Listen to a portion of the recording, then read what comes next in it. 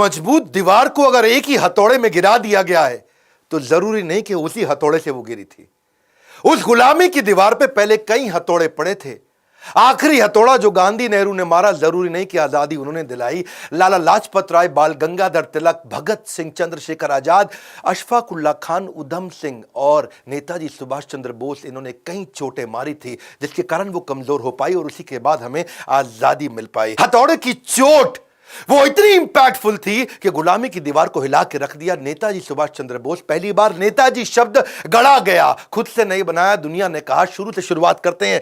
बोस, इनका जन्म 23 जनवरी आज के दिन 1897 में हुआ था। कटक जो कि उड़ीसा में है, इनके पिता जानकीनाथ बोस। एजुकेशन इन्होंने यूरोपियन स्कूल से कटक में करी थी। सिक्योर्ड करी इन्होंने सेकंड रैंक 10वीं क्लास में 1913 में, तभी उनका प्रेसिडेंसी कॉलेज में एडमिशन हुआ।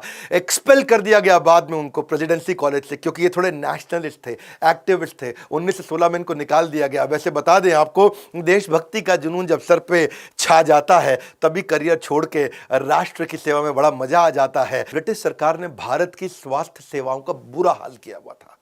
इतना बुरा हाल किया हुआ था, इतना नजरअंदाज कर दिया था कि बड़ी बड़ी बीमारियों का अटैक चल रहा था और ये गरीबों की सेवा करना चाहते थे। Plague, cholera, malaria, small pox, chicken pox, influenza, खतरनाक बीमारियां थी। इसी दौरान कोलरा के कारण, कॉलरा मतलब हैजा, उसके कारण लगभग 2.5 लाख लोगों की मौत हो चुकी थी। कई बार कॉलरा लौट लौट के वापस आ रहा था। चारों तरफ महामारी आ चुकी थी। बुरा हाल था। लाशें ऐसे पड़ी थी जैसे मक्खियां भिन बना रही है, मक्खी मच्छरों की तरह लाशें पड़ी थी।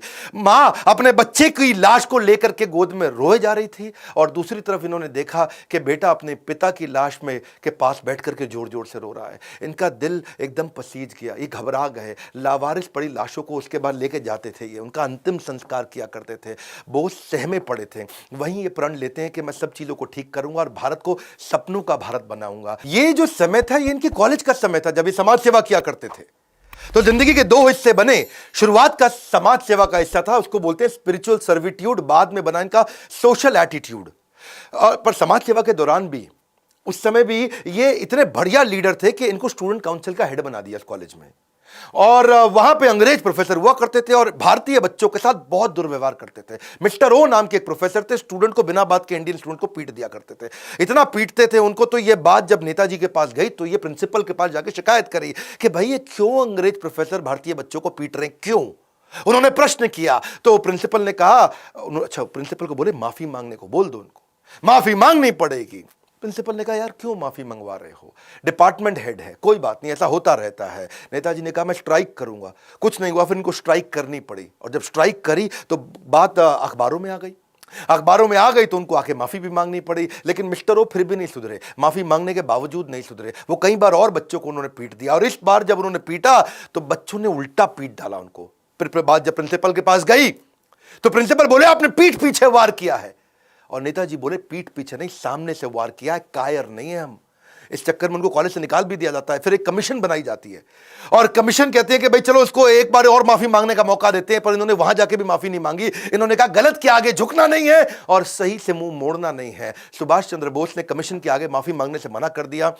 भारतीयों के साथ भेदभाव के खिलाफ इन्होंने बहुत बोला। ये कॉलेज टाइम से करते थे। कमीशन गुस्सा हो जाता है, उसके बाद इनको कॉलेज से निष्कासित कर देते हैं। इस घटना से आता है उनके जीवन में बदलाव जब वो पॉलिटिकल करियर को बिल्ड करते हैं। उनका मानना था कि सबसे बड़ा अपराध अपराध नहीं, अपराध से ज्यादा बड़ा अपराध है कि अन्याय को सहना और गलत के साथ समझौता करना।